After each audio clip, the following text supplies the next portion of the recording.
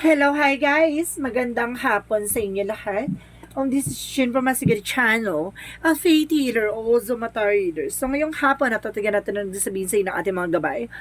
This is weekly gabay for the month of January 11 hanggang January 17 for the sign of Aries. So, Aries, welcome to my channel. Ano kayang messages, advices ng spirit guides ang ating masasaga for today's video? Kanina naman kayang energy o kaganapan sa buhay ng mga Aries ang ating mahagilap. So, guys, this reading is a journey namang hindi lahat makaka-resonate. Kung hindi lamang po makaka-relate sa inyo, and comment down below kung kaninong energy ang ating nasagap.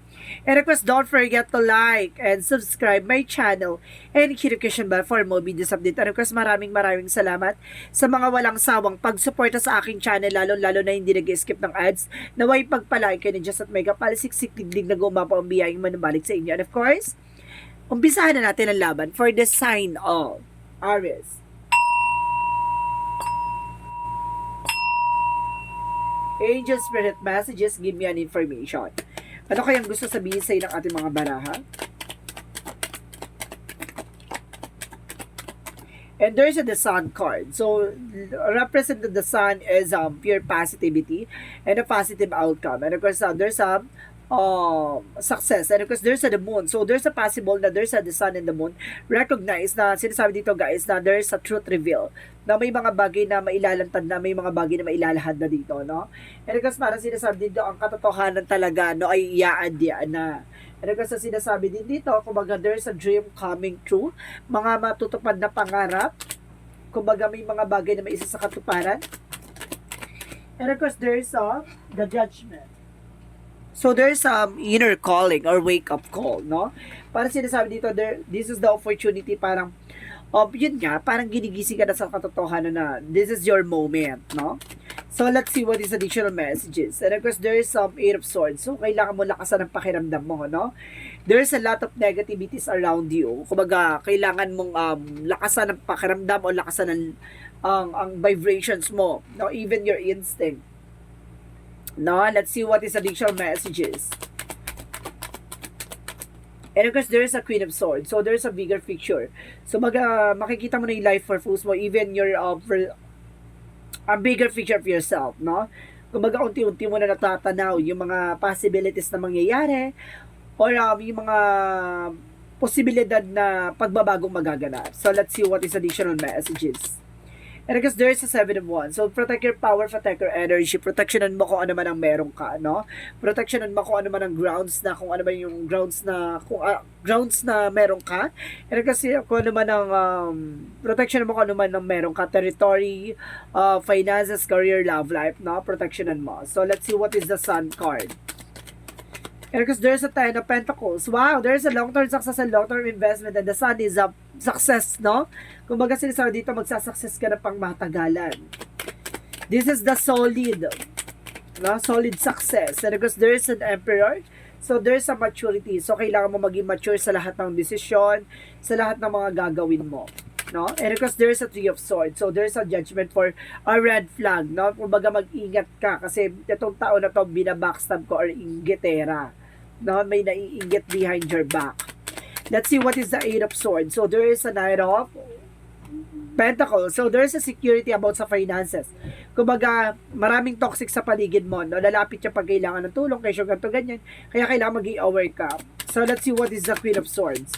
And the Two of Swords, there's a decision. May mga bagay na kailangan mong alamin yung magiging posibilidad bago ka magdesisyon. So let's see what is the Seven of Wands. And because there's an Eight of Pentacles. So Ace of Pentacles represents a big money, big opportunities, a big offer, or a big shots na kumbaga matatamo mo. And because there's Seven of Pentacles, Seven of Wands represent a protection. Protectionan mo tong blessing na papasok sa iyo, no? Huwag mong hayaang mawala, huwag mong hayaang masira, huwag mong hayaang maagaw, huwag mong hayaan kumbaga magtampo yung grasya, no? So, let's see what is the Sun and of course the Ten of Pentacles. And because there's a King of Wands, so there's a stability and control, no? Kumbaga magkakaroon ka ng control dito, even your emotions, no? Even your perspective, no? Kumbaga, kailangan mo rin yan makontrol. Kasi either baka nagkakaroon ka ng negative thoughts, iwasan mo yung pagiging nega. And there's a page of sword, there's an information na alamin mo yung mga bagay-bagay bago ka mag-decision, maging mature ka. No? Hindi ka maniniwala sa mga chika-chika lang ng iba dyan or chismis ng iba. Bagkos dapat alam mo yung totoo, no? Huwag kang maniniwala sa chismis or sa fake news. So let's see what is the judgment and of course the Three of Swords. And of course there's a star card. Wow! Guys, nakalain na pa mangyayari sa iyo, Aries, kasi there's the sun, the moon, and of course the star. So, ibig sabihin dito, guys, nakaline up na yung mangyayari sa buhay mo this coming week. No, talagang may isa sa katuparan, magkakaroon ka ng healing, and of course, miracles, and of course, success, no? A wish fulfillment. So, let's see what is the Eight of Swords, and the Nine of Pentacles, represent the Five of Wands, no? Mag-ingat ka sa mga nasa paligid mo.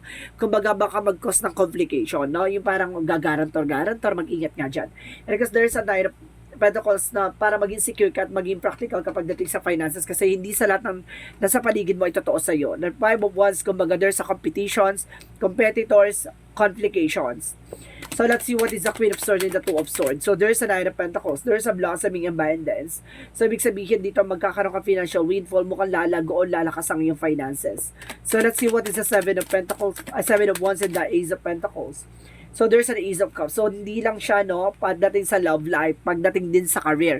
Career and love life talaga, kumbaga, you need to protect your power, no, in all aspects, no? Kumbaga, wag mong hayaang ma-steal ng nino man. Wag mong hayaang maagaw ng nino man. So, let's see what is the outcome. Ang outcome is the black namin. Represent a black magic and wolf. So, ibig sabihin, may taong gumagawa sa'yo ng hindi maganda dito para magkaroon ng complication or something chaos or something, kumbaga, may mga bagay dito nagkakaroon ng delays and cancellation at because may mga taong, kumbaga, nagbibigay ng pampamalas or pampabagal ng eksena sa'yo. So, additional messages for the outcome. And the Queen of Wands, no? Kailangan mo magkaroon ng confidence. And because there's a Four of Pentacles. So, protect your power, protect your energy. Mag-savings ka, mag-budget ka. Kumbaga, inaano ka dito para maging padalos-dalos ka sa mga desisyon. Ganun, para matakot ka, gato mga baka. So, eventually, mangungutang ka, no? Kumbaga, sinasabi, maging aware ka na this time. So, let's see what is additional messages for your career. For your career is the Ten of Swords, no? Maraming backstabbing, maraming sabotage dito. And because there is King of Swords. So, putulin mo yung naging cause or pattern. Or kumbaga yung mga dating gawain or something dating gawi or dating mga eksena, no, na nangyari from the past na alam mo nagdulot ng sabotage or something complication. Kumbaga baguhin mo na yung sistema mo. So let's see what is additional messages for love life. Pagdating sa love life, there's a Three of Cups, there's a third party, nagkakaroon ng third party, and of course the full card, na huwag ka nagtitiwala, no, maaaring aagawin yung person mo or lalatikin yung person mo or haharutin, no? So, let's see what is additional messages for health. Sa health, there's a Devil and the Two of Cups. So, pagdating sa partnership, may gayuma na gagawin sa person mo. Na maaaring may gayuma. And the Devil card is a negative energy. And the Two of Cups is partnership, no?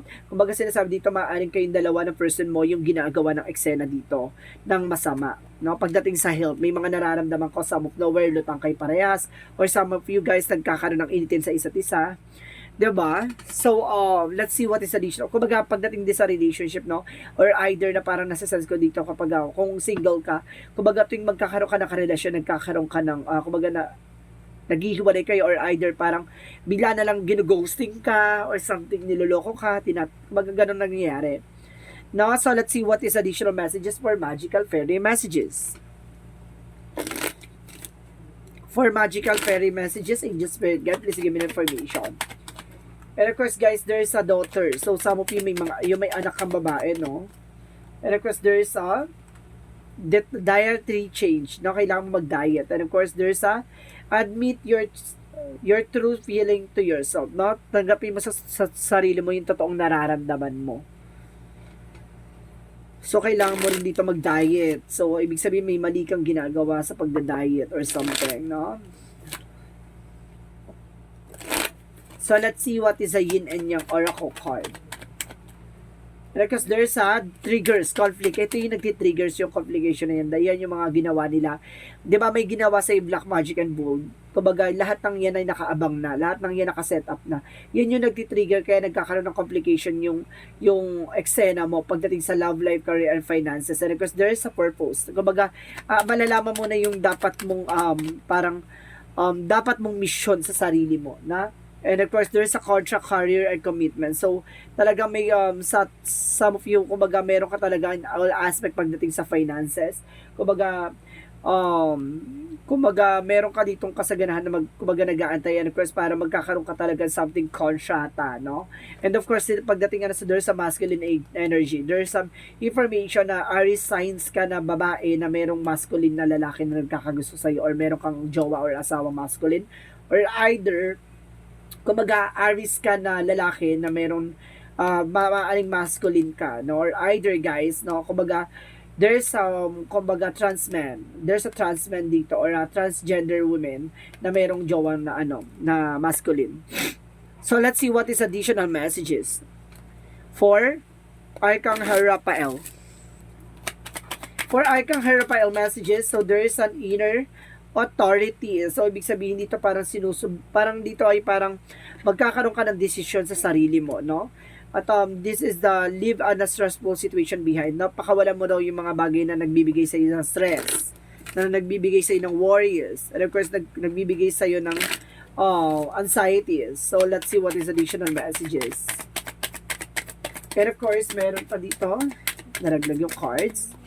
So, there's trust the timing. So, ibig sabihin dito, magtiwala ka sa perfect timing, no? May mga bagay na ibibigay sa'yo pag oras na. When the time has come, ibibigay pagkakalob sa'yo dyan. Now, and of course, there's lost land. You've done this before. Nagawa mo na to dati, no? Maaring mapagtagumpayan mo ulit to ngayon. Diba? So, let's see what is the energy. The energy represent Kurkunipia, no? Kumbaga, kailangan mo ng fruits and vegetable for your diet. And door to value, no, makakahawa ka ng mga salapi dito na, 'di ba? There's a 5 to 6 digit savings account. Maaari magkaroon ka ng ganyan or something, makarecover ka na pagdating sa finances. May pintuan para sa value of yun nga, finances. And there's a movement, no? Kumbaga gagalaw na ang eksena. There's a movement. And of course, kailangan mo ng clarify and cleansing, no? Kailangan mo ng cleansing dito. Nang sa ganun, kumbaga ma-release yung negativity. And of course, there's a manifesting and planting. So, kailangan mo mag-invest on your own. Nang sa ganun, at the end of the time, meron ka harvest. So, let's see what is the Romance Angels.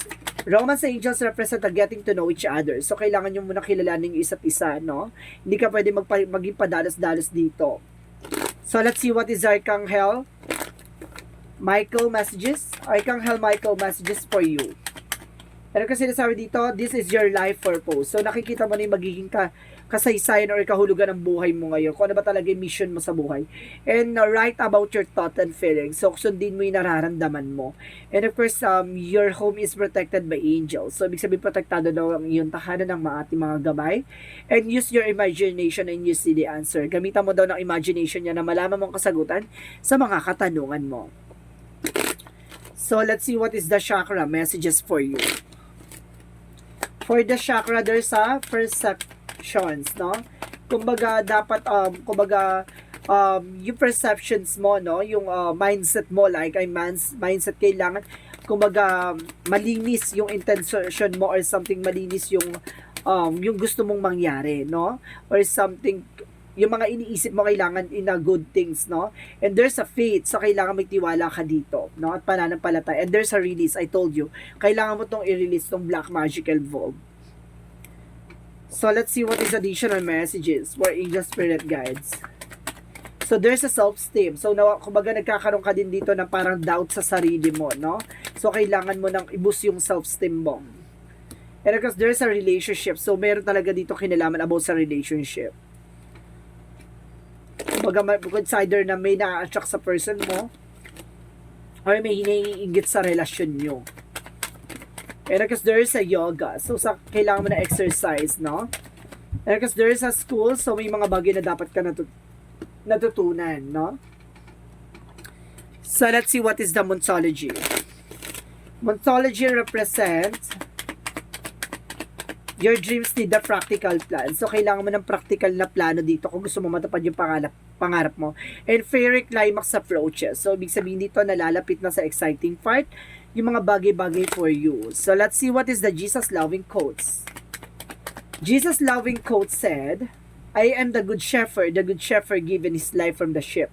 Ibig sabihin nito, ibinibigay daw ni God yung mga bagay na alam niya makakatulong sa iyo.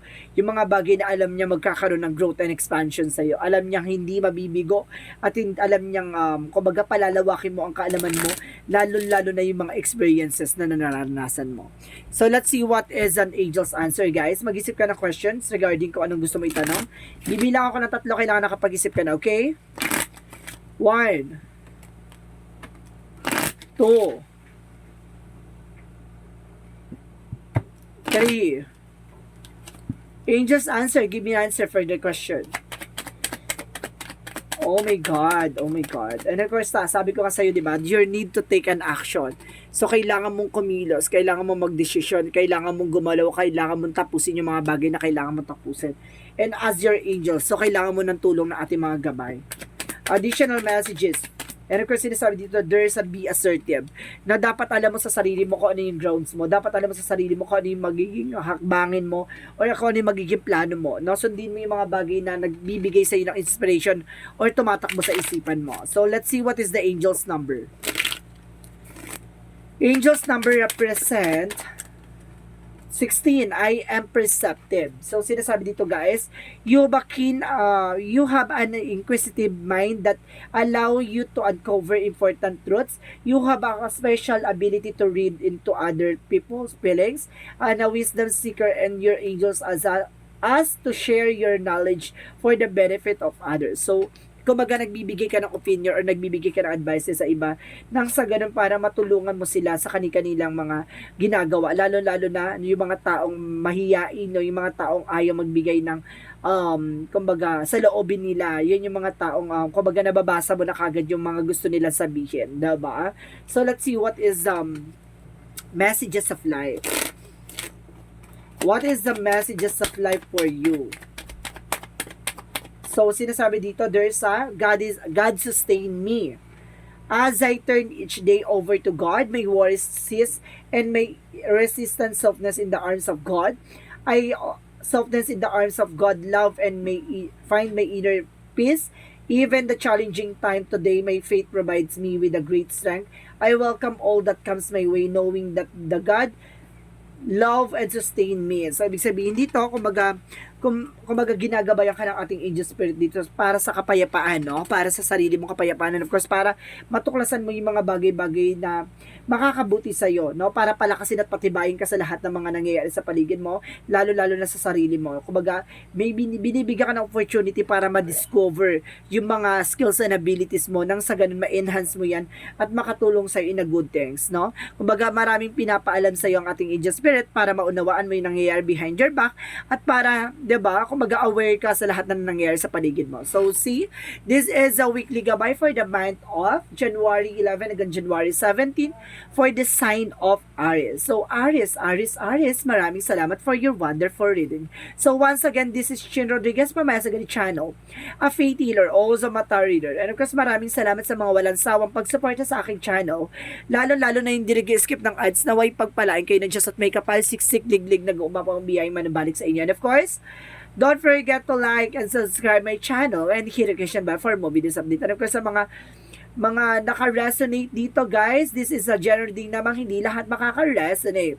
Kung lamang po makaka-relate sa inyo, and comment down below kung kaninong energy ang ating nasagap. Maraming salamat and see you in the next video. Bye-bye and babush!